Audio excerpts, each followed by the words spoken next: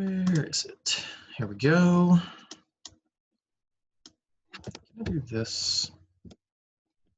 Hold on 1 second.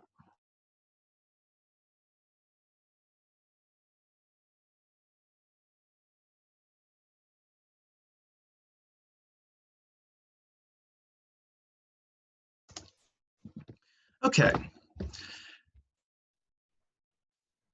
What's up, everyone? Welcome back. I know I was talking about doing kind of a more of a one-on-one experience, but I also never emailed you after the fact, so I felt like that was the cue that it wasn't going to happen today. I still want to do that maybe next week. It's just one of those things I need to organize and think out ahead of time, and with 10 million things going on, and I know y'all can all relate, it hasn't been planned, so maybe next time. But since it's relevant to my class, who is taking their midterm today and tomorrow, that I wanted to just kind of pick and choose some problems on my own along the midterm review. Obviously, we can't do all 55 of them. We'll do as many as we can in an hour at a decent rate, not too fast, not too slow. Yeah, so let's just go ahead and get into it. And I'm gonna see if I can get this on half the screen and that over here maybe. That didn't work at all. I think that'll be good enough.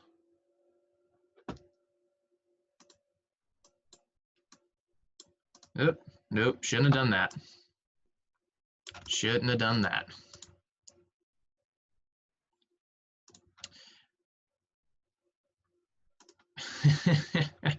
Oh, come on.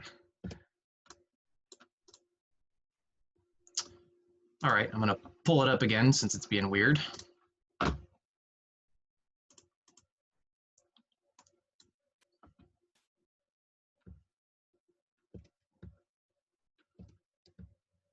think I'm just gonna have to leave it at about that zoom, that level, which it's kind of small for me. Hopefully you can read it, but again, you have access to this review and you can zoom in as much as you need, but I want to have the screen on the left to be able to work, so I'm just doing the best as what I can. And remember that if you are my student, that you're going to be submitting the work in Canvas. If you look this morning, that link wasn't there. I forgot to unhide it, but if you look now, it should be the very, very, very top module. So that should be the first thing you see. If you don't see it, then shoot me another message. All right, so we're gonna do number 1. And like I said, I'm not necessarily gonna go in order. I'm not gonna do all of them. I will be skipping a whole boatload of them. I may get down to like 55 and we're only 45 minutes in, and I'll go back and do maybe number 3. But I'll start at least just kind of going down the list. So the annual interest rate for Jack's savings account increased from 1.5% to 2.3%. Complete parts A and B, which are to find the absolute change or total change in terms of percentage points, which we said we have to phrase that with percentage points when we're talking about change of percents, and then to find the relative change, aka the percent change. And that would be kept as a percent symbol because percent change is always a percent. We just don't use the percent symbol for a total change because then it could be confusing. And that confusion happens when the numbers that you're originally given are percents. This doesn't happen a lot, but it certainly does happen. All right, so we have our new, which is the 2.3%, and then the old, which is the 1.5%. So the total change, or the absolute change, that's just another way of phrase it, is the new minus old, which would be the 2.3% minus the 1.5%. So the total change should just be 0.8%. Asterisk. We don't want to use the percent symbol for a total change, so we call it 0.8 percentage points. We can abbreviate that as PP. We can use the full words, percentage points. There's variations to this as well. That's the one you should see. And remember that this midterm review has answers, so you could scroll down. You don't have to do it yet, but you could if you're really, really curious, to the answer key. And I won't keep doing this because it'll just get tedious. And you can see that we have 0.8. Now, they didn't write the units because the units were already part of the answer block. See, percentage points. And that's been the kind of the common denominator, so to say, in my math lab. I've said that a lot of this, make sure your units are there, really only comes up in certain things in our assignments, but it's extremely important in the real world. All right, so then our percent change, what they're calling the relative change. So relative change or percent change. It's always silly when that happens. Percent change. Well, that's the total change divided by the original or the old, but then you convert it to a percent. So for this one, the total change was the 0.8 percentage points, and that was an increase because it was positive, divided by the original, which is the 1.5%. Now, even though percentage points and percent, I'm not saying the same words, I didn't write the same thing, those are the same thing. They're just named differently to help you distinguish the difference. So those two things will cancel, and then we can just do 0.8 divided by 1.5.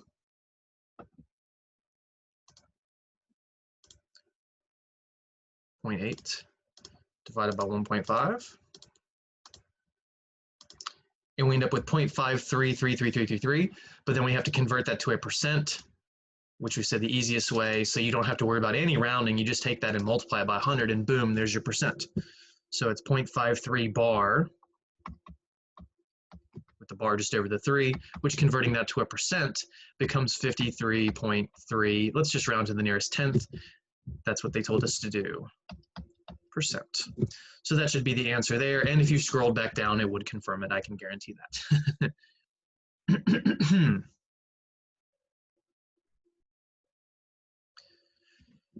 Remember, just because you see a percent somewhere does not mean you're doing percent change or even total change. You have to understand the context of the problem. You have to know which simple math, we'll call them formulas, but I prefer to call them concepts, to use. If I give you a problem where I'm asking, where I say, all right, here's your old amount, and then there was this percentage increase, and find me the new amount, then you've got to do new equals the old times the growth or decay factor, where the growth or decay factor is 1 plus or minus the rate given in terms of a decimal. All right, I have actually done this question number 2 previously, so I'm not going to do it again. An airliner, number 3.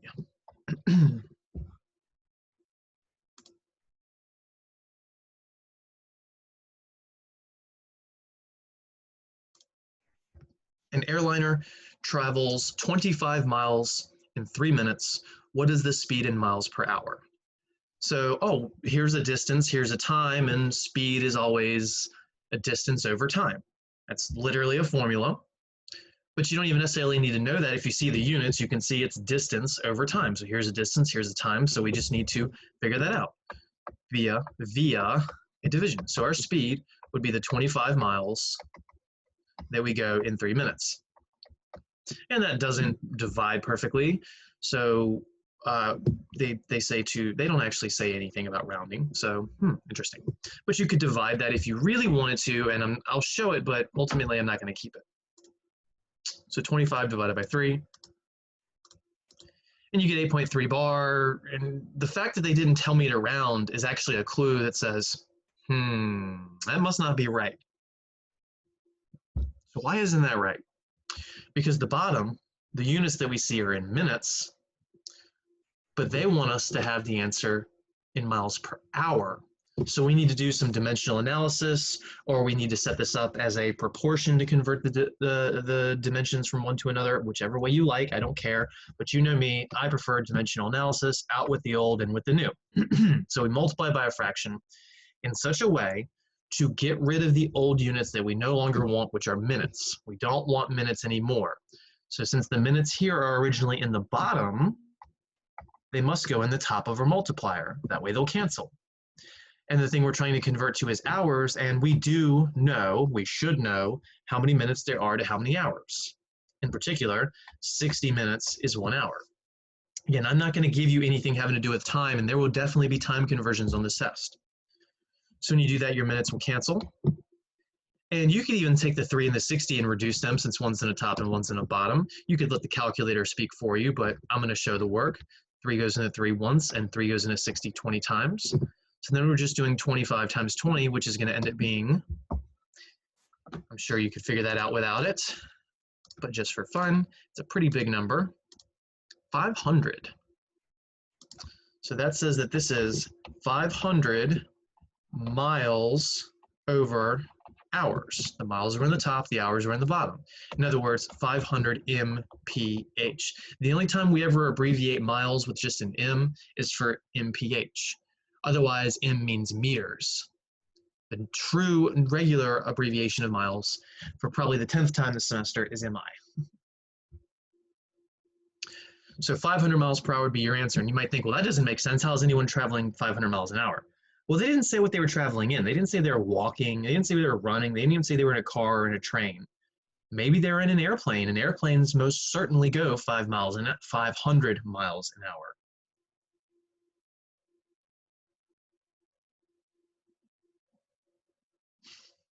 I have a silly 80s song in my head now because of 500 miles. If you don't know it, that's okay. All right. 4 is a little too easy. I don't want to do that one. I mean, this is really just, they say talk about the ratio of transportation to total budget. So you just got to take the transportation number, write it over the total budget. They didn't give you the total budget, so I'm pretty sure you can figure out how to get that. Divide them, reduce them, and boom, there's your answer. I'm not going to do 5.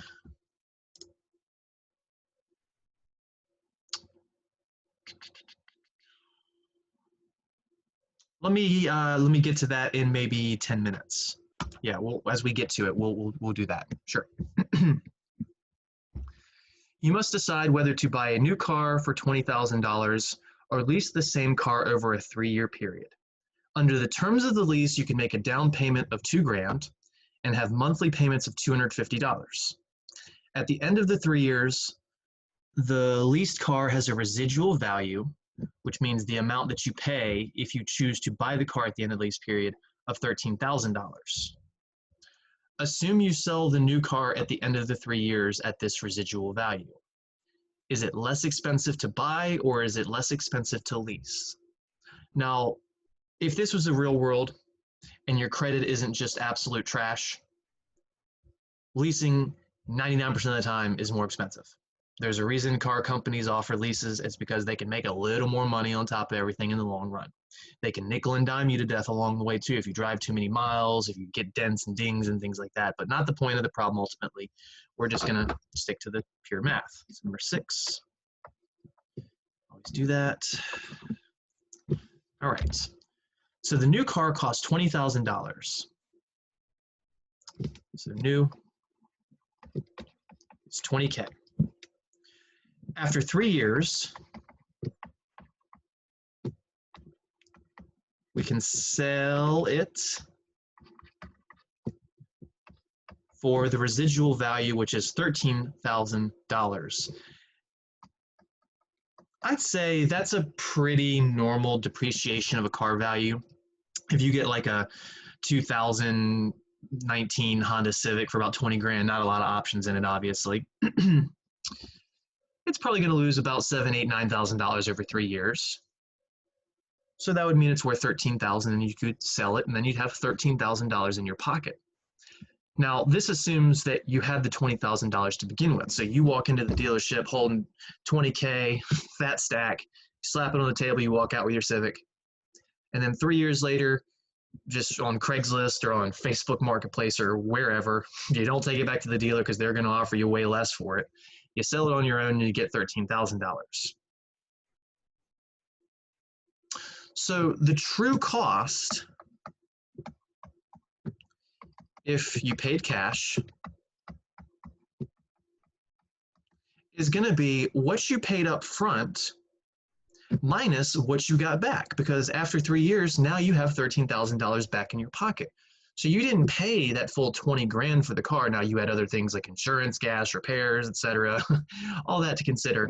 But at least when you threw 20 on the table 3 years ago and now you're going to walk away with 13, that means that your true cost, ignoring all other costs of the car, is the difference of what you paid and what you sell it for, which is $7,000. Now that's if you bought it with cash and you sold it and got that $13,000. That's the true cost after you're done with the car. Now, while you have the car, you're still out the 20 grand. But 3 years later, now you're back up. You have your 13. And maybe over those 3 years, you saved another $7,000, $8,000 somewhere, and you can buy a brand new car again. Maybe that's not my suggestion for personal finances unless you're making a six-figure salary. But again, not the point of the problem.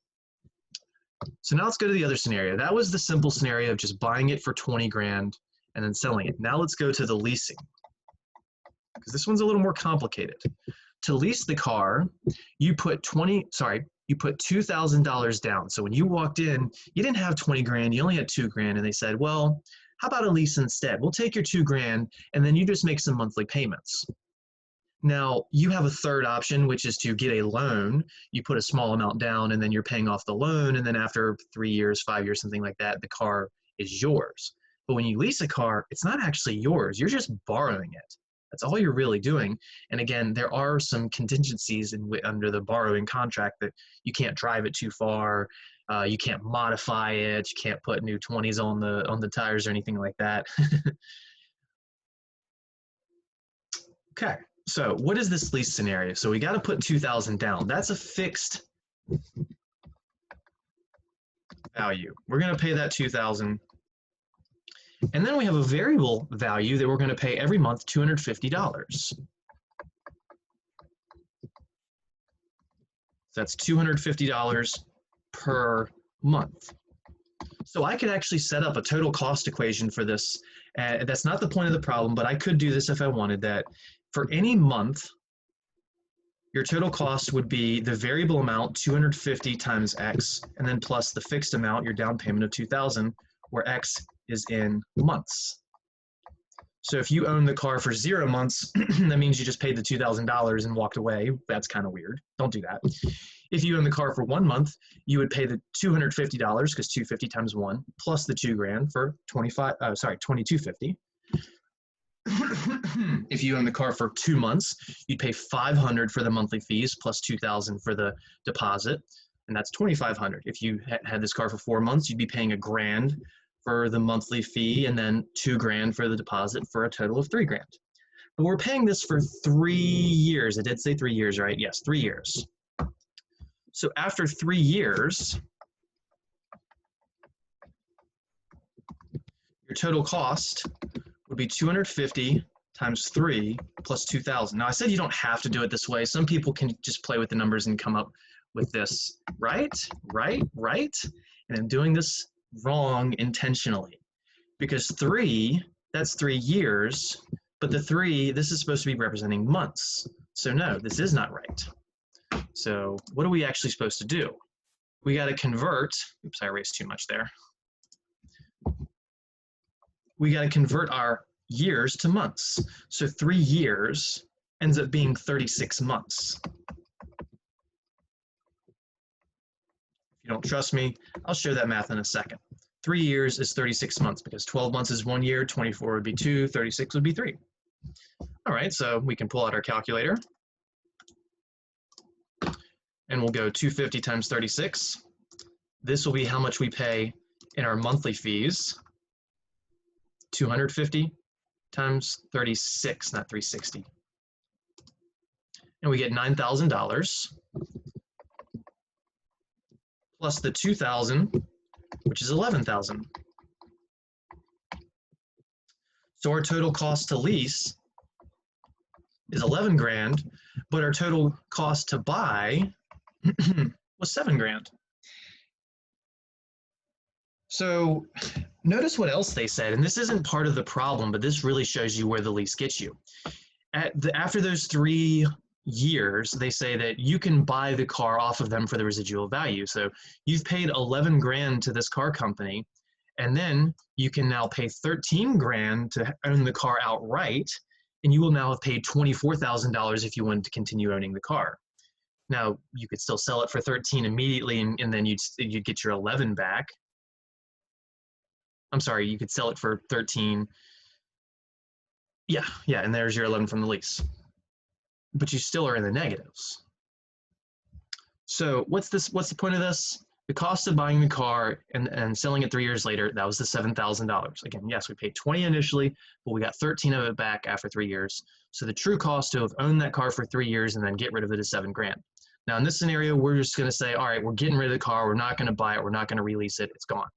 So we paid the company 11 grand to lease it, and then they just take it from us, which means it is more expensive to buy in this scenario, and it's more expensive by $4,000. If you subtract them, you can see,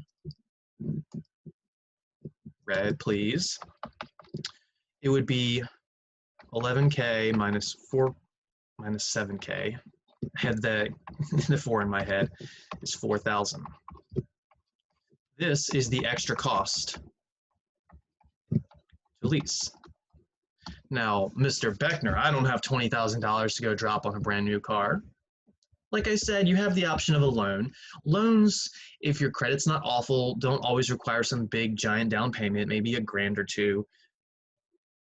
And if you don't have that, try and work towards getting that. That's definitely one of the American people's major issues, is not having $1,000 in a bank account somewhere. Something like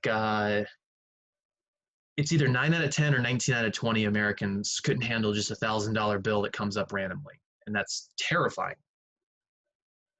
But again, the extra cost to have leased this car would have been $4,000, and I am very, very confident that if you got like a 3% car loan, if your credit's okay, that you're not going to pay $4,000 just in interest to that car company plus fees for the loan and everything. It's probably going to be in the ballpark of like $1 to $2 grand, generally speaking. And you can even go back to that car loan problem from chapter 1 we talked about way long ago, and see that table of information, and it agrees with what I just said. All right.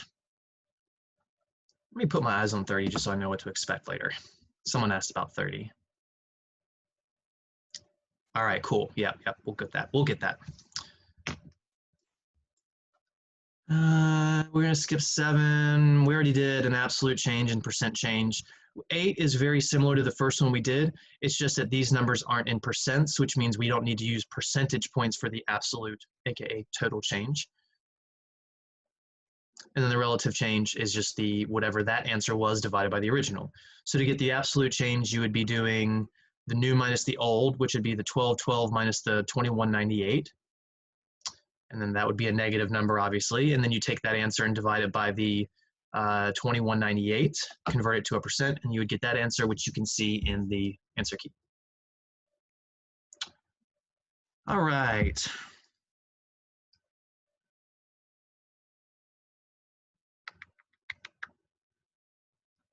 Number 9.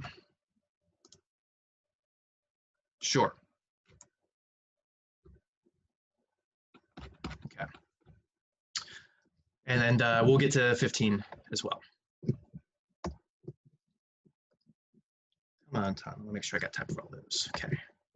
Stop that. Not y'all, the technology. Convert 22 meters per second, which is meters over seconds, to miles per hour. Physicists, engineers love meters per second as measurements because these are much smaller scales, a much smaller distance and much smaller time frame. And they like to think in instantaneous values. Miles per hour is a much more common way of talking about a speed of something, but miles is a long distance, hours is a long distance. If you're only going to move something 10 feet or like 3 meters roughly, you might want to measure it in meters per second instead, because you're probably going to get it done really quickly, and it just might make more sense for the context of the problem. But anyways, we're converting from meters per second to miles per hour. So the meters need to turn into miles, so we're going to need to know how many meters to how many miles. Well, oh, it booted me. That's all right.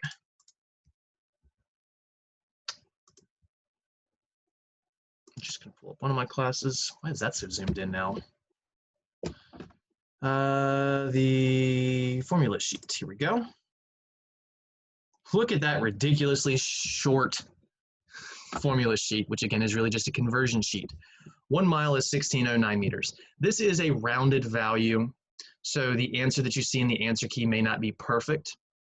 And on the test, if it doesn't take the answer, if I had a question like this on the test and you were off by like 0.1 or 0.2, that's another thing. You can shoot me an email and let me know, and I will give you full credit for that, because again, there's like a 0.1 blah, blah, blah, blah, blah in this that I'm just keeping it rounded to the nearest whole for the sake of simplicity.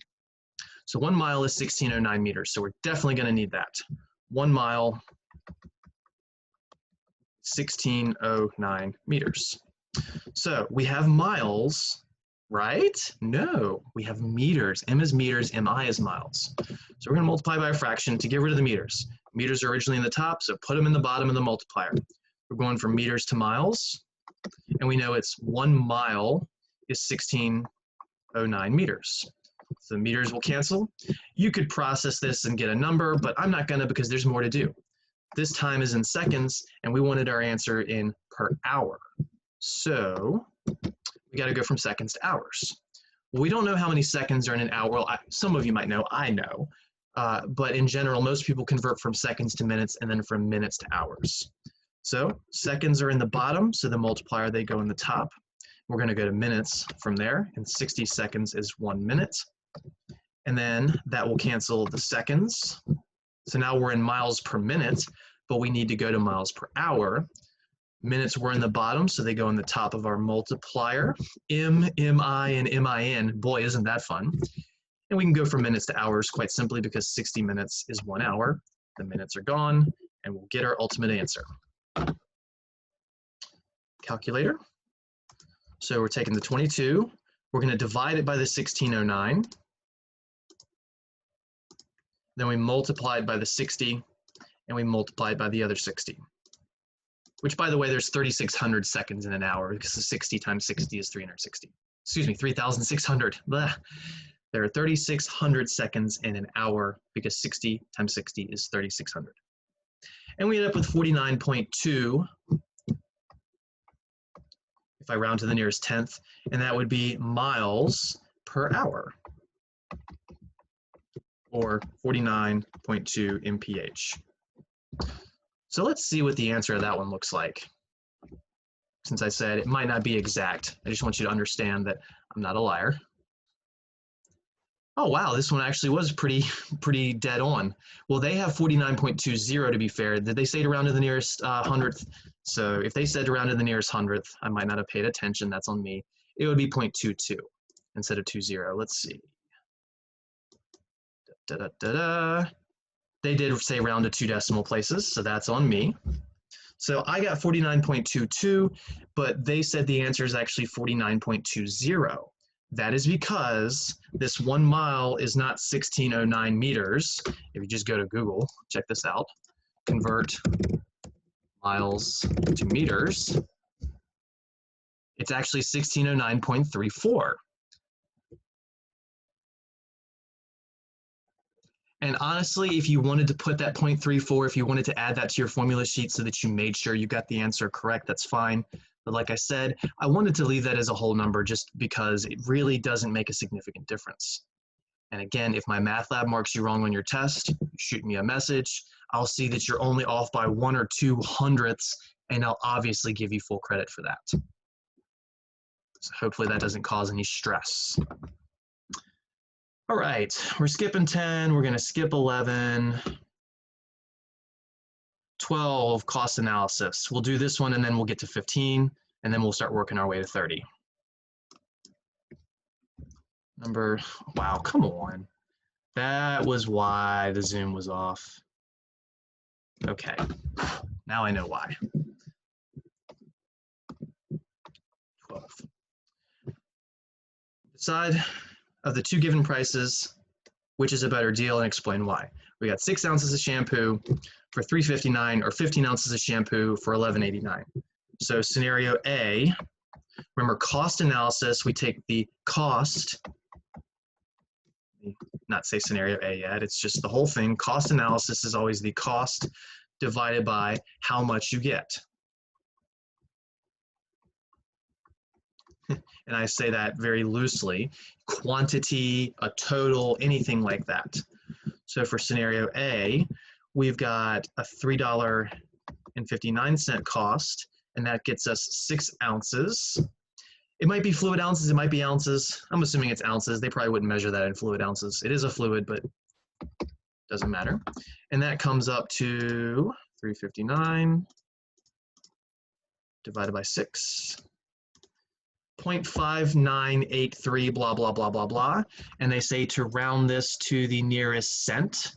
So rounding to the nearest cent makes it 0.598, so 0.60 actually. So 0.60, and that's dollars per ounce of shampoo. So you're paying 60 cents per ounce of shampoo if you buy brand A or size A. If you go with option B though, maybe it's just a bigger version of it, you're paying $11.89 for 15 ounces. And then you do that division really quickly.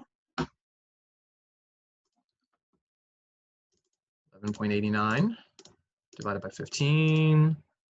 And we get 0.792, blah, blah, blah. So rounded to the nearest penny would be 0.79. And that's per ounce. So what would you rather have? I would rather pay less, so this is the better buy. And then you can fill your answers there. Now, make sure you select A or B correctly if this is on a test, because if you put the answers correctly, but you select the wrong one of being a better deal, the entire thing is going to be marked wrong. Another case of email me, point it out, I'll give you some credit, but I'm not giving you all, because sure, you did the cost analysis correctly, but if you make the wrong conclusion, that's a problem. And you have to make sure you're doing the cost divided by how much you get. Yes, you can do cost analysis with this upside down, but then you want the larger value instead of the smaller value because you'd want to get more per dollar. And it just makes it seem a little weirder.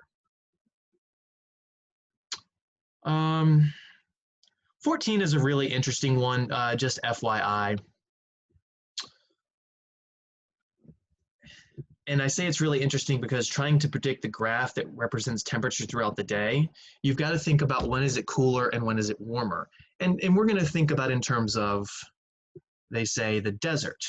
So we're not necessarily thinking about our area. We're in a desert, which deserts swing temperatures pretty wildly. But like our area, it's cooler in the morning and at night and hotter in the daytime. So they say if this graph starts at 8 a.m., it's probably going to be one of the cooler parts of the day. And then as the day goes on, it's going to get warmer until eventually it hits its peak, and then it'll start cooling down, which tells me that B and C are out. Right? Well, no, because this is showing that it's getting cooler from 8 a.m. on, isn't it? This is like 9 a.m., 10 a.m., 11 a.m., maybe something like that. It's not going to get cooler from 8 a.m. up. At 8 a.m., the sun is out. It's already going to be increasing. So in fact, A and D are out. I was trying to play with y'all a little bit right there. So it's got to be B or C. And you go, well, wait a minute, these are the exact same shapes. So aren't B and C the same thing? We'll look more carefully, get your bifocals on. This graph has time on the y-axis and the temperature on the x-axis, whereas this graph is flip-flopped. It's got the temperature on the y-axis and the time on the x-axis. So we've got to think about, what are we basing all of this off of? We're basing it off of time. We're getting the temperature based on time, and the thing that we're basing off of is always the horizontal axis. So it would be B, because we're saying as we march forward in time, the temperature will go up. It'll hit its peak probably about 2 p.m. and then start going down until it hits its minimum sometime at dark. So again, the shape of C is correct if you flip-flop these variables, but this way it actually doesn't make any sense. So we're saying as time goes on, what is happening here? This C makes no sense at all. All right, 15.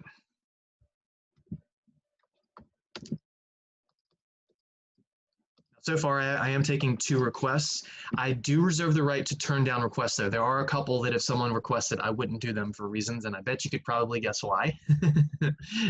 Maybe they're on the test. All right. I'm not saying that any of these aren't on the test. It's just there's a couple that I don't want to do because you would get the answer on the test instantly. That's all. Let's say this problem was on the test, it'll be different numbers. It'll be maybe even a slightly different context, potentially. So even though I'm showing you, it's not an end all be all. All right. What is the purchasing power of $1 in 1977 in terms of $1985?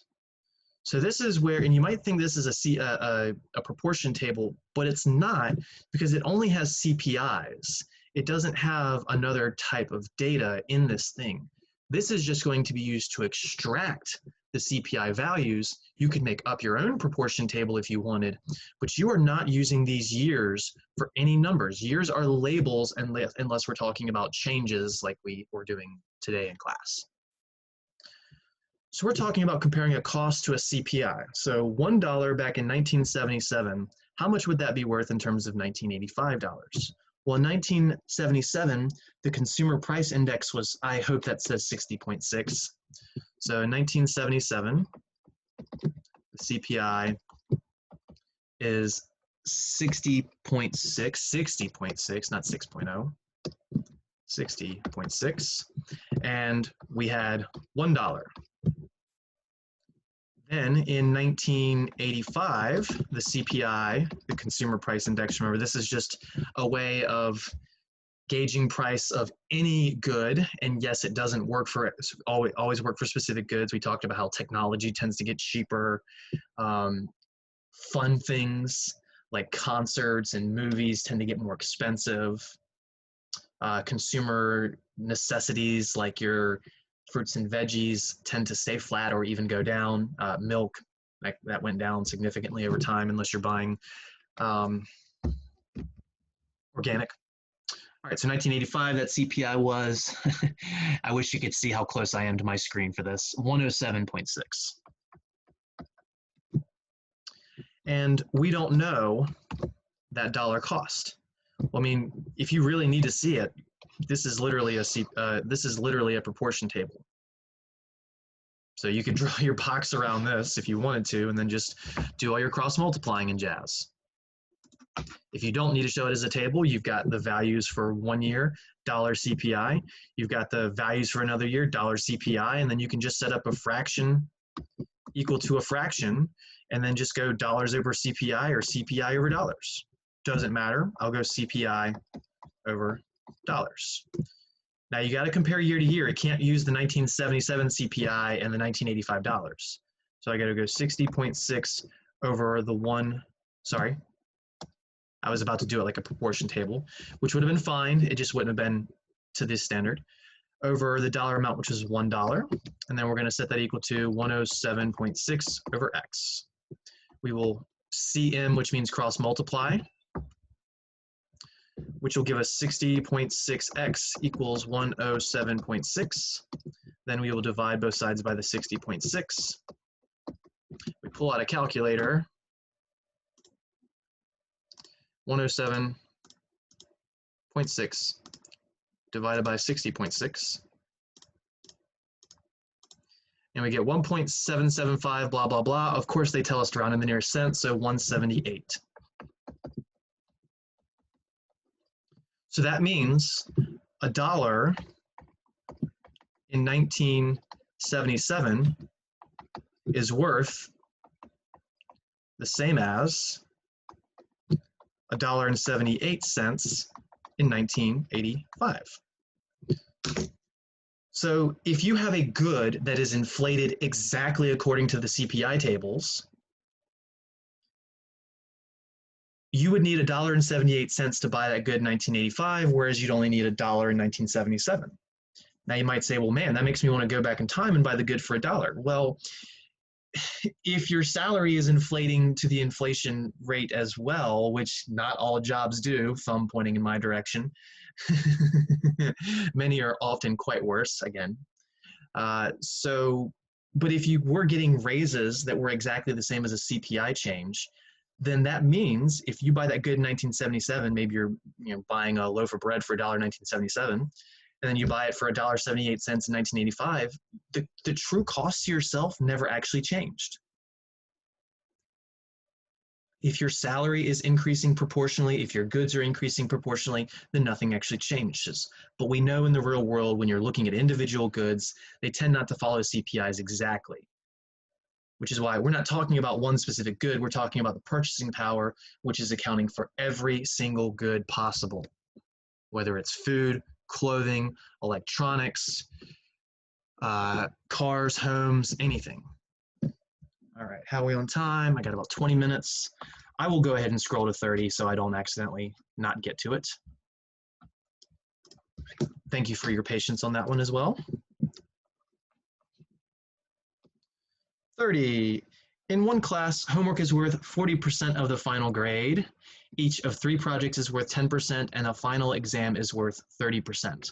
So this is going to use that weighted average formula. So remember, your weighted average is going to be it's a sum product. It's a product of the weight times the value, or data times the weight, plus the value times the weight, plus the value times the weight, until you get all of them.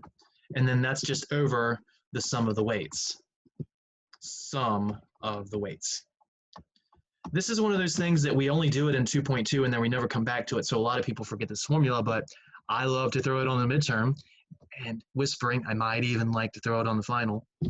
Because if you're in college, guess what? Weighted average is your life. And I know I gave you a nice Excel file for our course that I said you could potentially adapt for other courses, but it's still nice to be able to do this by hand to understand it. All right, so we got a bunch of different categories. We got homework at 40%. We got projects, 3 of them, 10%. So that's 10%, 10%, and 10%. And then the final worth 30%. So under scenario A, our student has an 88 homework average, a 96 on the first project, and that's it. So our weighted average is going to be an 88, that's our homework, times the homework weight, which is 40%. Remember, you can write this as 0.4 or 40% as long as you're consistent in the bottom. Then plus, we earned a 96 on the first project, and that's worth 10%, and that's all we have. Then we divide by the sum of the weights, just the weights we're using, which are the homework and the first project only. All right, so I can actually do this in the calculator all at once. And since in class I showed it step by step, I'm going to do it all at once now. So to get that top all-in-one thing, I need a parentheses, 88 times 40, plus 96 times 10. Close the parentheses, divide it by, open another parentheses, and then 40 plus 10. If you don't like the way I'm doing this, you don't have to do it. You can do the top, write the number down, do the bottom, write the number down, then divide. And we get 89.6. So that would be our average up to this point. This makes sense, because we've earned an 88 and a 96, which means our grade should be somewhere in between those. If we came up with like a 70, that would not make sense because we don't even have any grades that low. If you came up with a 70, that means you're probably either confusing the weights with the data values in the bottom, or you're accounting for some weights that shouldn't be accounted for. Part B. The lowest possible grade is. The lowest possible grade is. So they want the lowest possible grade. Well, if we get the lowest possible grade, that means we're going to earn zeros on everything else. Oops. So this isn't a scenario where we have to set it equal to an 80 or a 90, one of those funkier versions. This is just where we start assuming grades, and the lowest possible grade means we're getting zeros and everything else. So we have the 88 times the 40%. We have the 96 times the 10%. Then we'll have a 0 for the next project, a 0 for the next project, a 0 for the final, 40, 50, 60, 70, yes, got it all there. And then dividing by the sum of the weights. Now, if I'm using all the grades, I can write 40 plus 10 plus 10 plus da, da, da, da, all that. But if I'm using everything, you better know what percentage of the weights you're using. You're using all of them, all 100%. All right, so parentheses, 88 times 40 plus, this calculator's annoying, 88 times 40 plus 96 times 10 plus, now if I'm adding a bunch of zeros, I know I don't even really need to show that. I can do 0 times 10 plus 0 times 10 plus 0 times 30, but they're all going to be 0. So I'm actually just going to think and say the rest of the stuff's 0. The top number will actually be identical. This is like we just stopped doing all of our work and hoped for the best. Maybe we came from a high school where they didn't give zeros. They just let us do anything whenever we cared. This ain't high school. This is the real world. So you just got zeros and everything. And that extra, what, 50% of the class. So now we're dividing by 100 because the full class is done. And now we got a 44.8.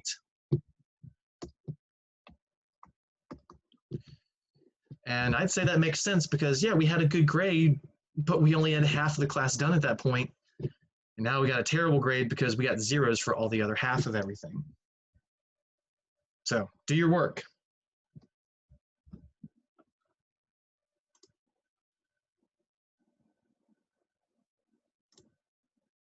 Did I miss that? All right, so there's a problem. Remember, I'm kind of flying blind right here with this. I only saw it. I did that wrong. That was wrong. It was going to be the more complicated problem.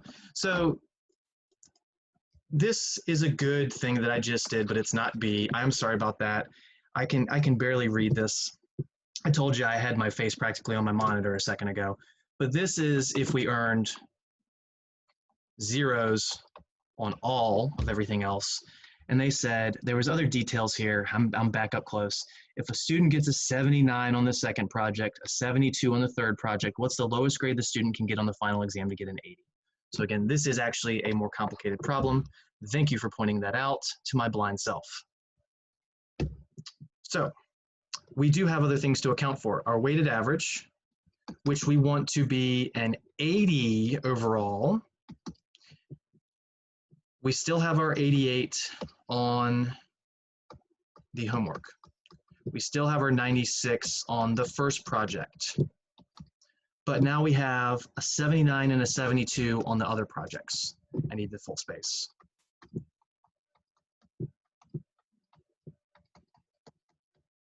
So again, this was the homework. This was project 1, project 2, and project 3. But they want to know what is the lowest score we can get on the final exam, not what's the lowest score overall. What's the lowest we can get on the final exam in order to get this 80? So we don't know what that grade is, so we have to call it an X, and we're going to multiply it by its weight, which was 30%. And then we divide by the sum of all the weights, and now we are taking all of these things, so that was the final.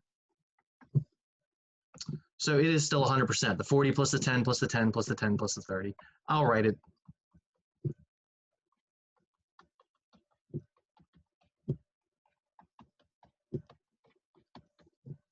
All right. Now we can't forget about the 80. We still have that 80 over there. The bottom is going to be 100%. And then the top, the 88 times the 40, let's show what all that stuff is going to be. 88 times 40 plus 96 times 10 plus 79 times 10 plus 72 times 10. Let me check my numbers. 88, 40%, 96, 10%, 79, 10%, 72, 10%. Now I don't add up the X part because it's not a like term, so that's 59.90. But then we still have the plus the 30% times the X. This is an algebraic equation that we have to solve. And it might not be the prettiest algebraic equation that we've solved in here, but it's also not the end of the world. If this denominator is 100, the way you get rid of denominators with fraction equations is you multiply both sides by that. So multiply both sides by the 100%. So 100 on the left, 100 on the right, times the 80 equals, and then times that entire fraction, 59.90 plus 30% of X, all over the 100%. And that's because things top and bottom cancel. That's why we do that step. Now, here's a cool way we could have avoided this. If instead of doing percentages, you did decimals, the bottom would have been a 1, and then it wouldn't even be there, and you wouldn't have to worry about that. And I am 100% confident that when I did a problem like this back in 2.2, that was the way I did it in that class. And I made the suggestion to do it that way because of that. But you may forget that, so here's the different way, and that's why I chose to do it the different way this time. So 100 times 80 is 8,000. And then that percent symbol is still there, but we can just kind of drop it. Everything's going to go away in the end. 5990 plus the 30x. We're going to subtract the 5990 on both sides. Doing our basic algebra, which is going to give us 2010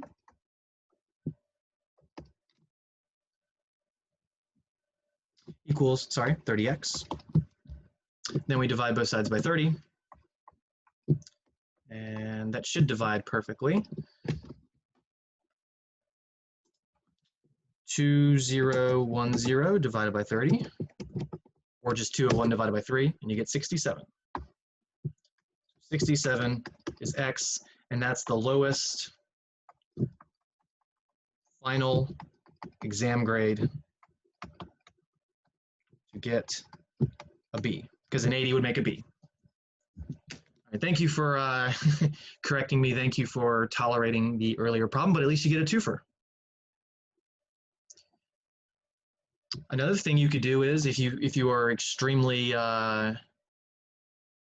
what's the word I'm looking for?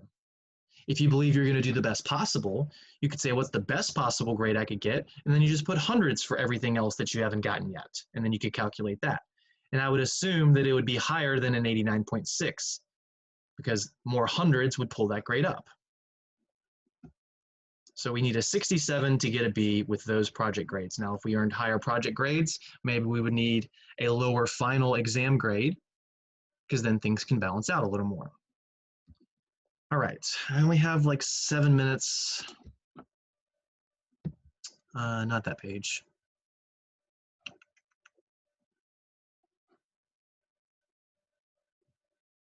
There it is.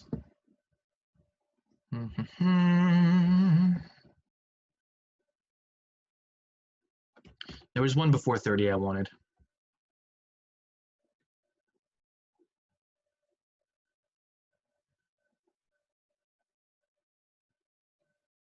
Number 26.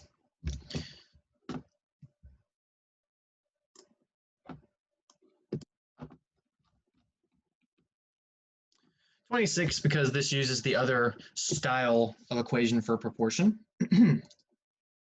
Now, I'm going to do it the other style, that is to say, but you don't have to. You can go fraction equals fraction. You can go x's over y's. So I'll do that afterwards, but we say y varies directly with x. When we see that phrase, we usually write y equals kx. Y varies directly with x means that y is equal to some constant of proportionality, some number times x. And they say when y is 8, x is 4. So we go 8 equals k times 4, or 8 equals 4k. We'll divide both sides by 4. And that tells us that the value of k is and always will be 2. So the y equals kx turns into y equals 2x. Basically, for every 1x, there are 2 y's. So what about when x is, what does that say? 8.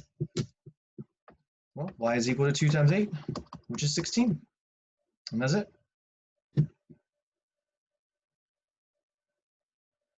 Alternatively, if you don't want to use the proportion equation, which if they said inversely proportional, you would have to. Remember, inversely proportional or varying inversely is not the same as direct proportions. That's k over x, and that's when you can't do what I'm about to do. You can't do a fraction equal a fraction. So I'm going to go fraction equal fraction instead, since direct variation means proportional. This is an alternative method. And I'm going to go x's over y's. So one scenario was when y was 8, x is 4, so that's 4 over 8. And then the next scenario is find out what happens when x is 8. So that's an 8 over an x. You will cross multiply. You'll get 4x is equal to 64. You're going to divide both sides by 4. And guess what 64 divided by 4 is? I wrote Y. That's kind of a confusing letter, isn't it? I wrote an X here for an unknown, but I'm calling these X's. So that's probably a bad idea. Forgive me for that. Let's use N instead. So when we divide both sides by 4, the unknown value, which is a Y value, is still 16. Again, because there was no context here, no apples, oranges, we were just using Y's and X's. Calling these things X and Y top and bottom, you don't want to call something that's in a Y position an X. That was a bad idea on my part at first. All right, one more good problem.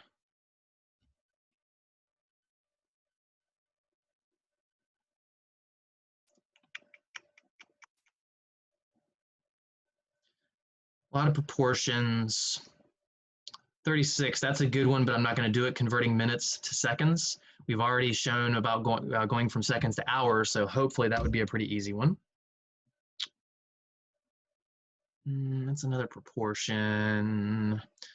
39 is another time one, but this is on a much longer scale. You'll have to do several conversions.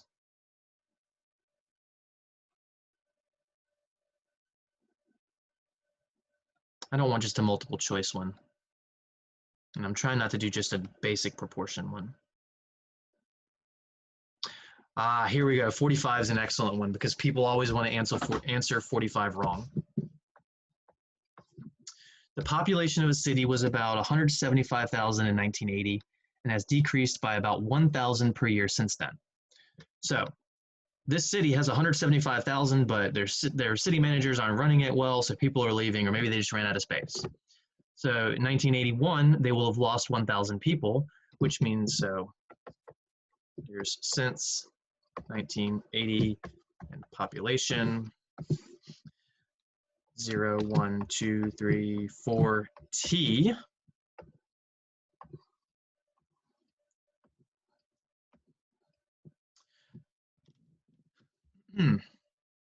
So to get each of these populations, what we're doing is we're taking the original one and then we're subtracting an extra 1,000 each year. So that's the variable amount. This is the fixed amount. So our total, remember, it's always the variable amount plus the fixed amount, or fixed amount plus the variable amount. I do fixed first for a reason, because this is a subtraction, so it's just going to feel more natural. So we always start with that 175K, but we're subtracting, because it's a minus, we're decreasing, 1,000 people per year. Now I can't just say 1K, because that would just be the total 1 year later. I want to have this represent all years possible. So that's why we said for that variable amount, we need to multiply it by a, that's right, a variable. Now they are using the letter T for time instead of X. So that is actually our formula, 175,000 minus 1,000 T. So without Ks, 175,000 minus 1,000 T. So the population in year 0 is 175K. The population after 1 year is 174K. After 2 years, 173K. Excuse me. Another year, 172K. Another year, 171K. And then someone's going to go 170K here because they're not paying attention, and that's wrong.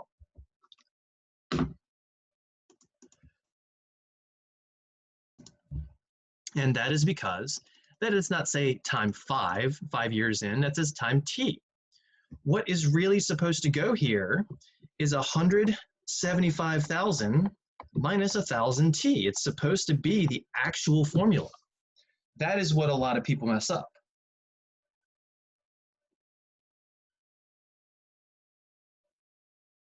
And then for part B, they say to find the population in thousands when T is 24.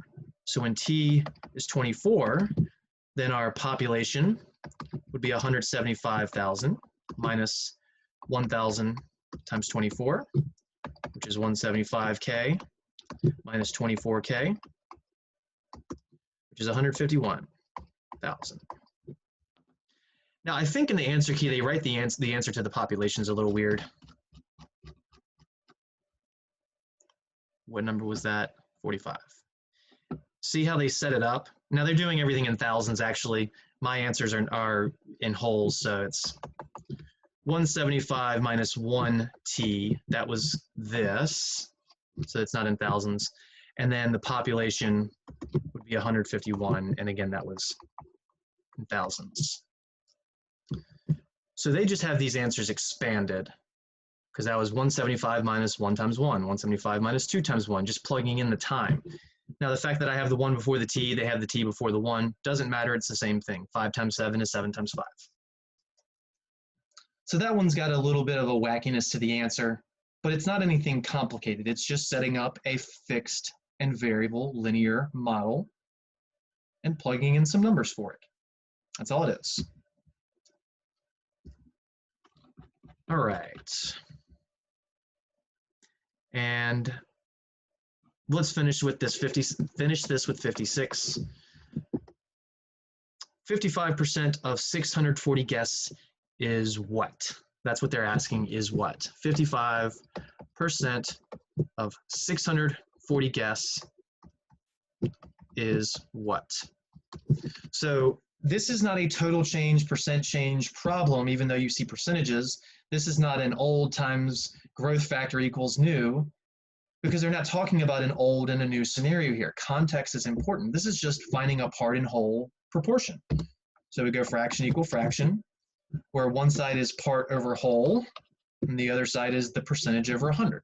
Well, we have it 55% over the 100%. Now the question is that 640 the part or the whole? Well, I gave you a clue that the thing that comes after of is the whole. So 640 is what goes in the bottom. If you know another way to set this up using of being times, is being equals, that stuff, that's fine too, but this is how I teach it in QR. And that would make this our x. We can cross multiply, and we'll get 100x is equal to whatever 55 times 640 is.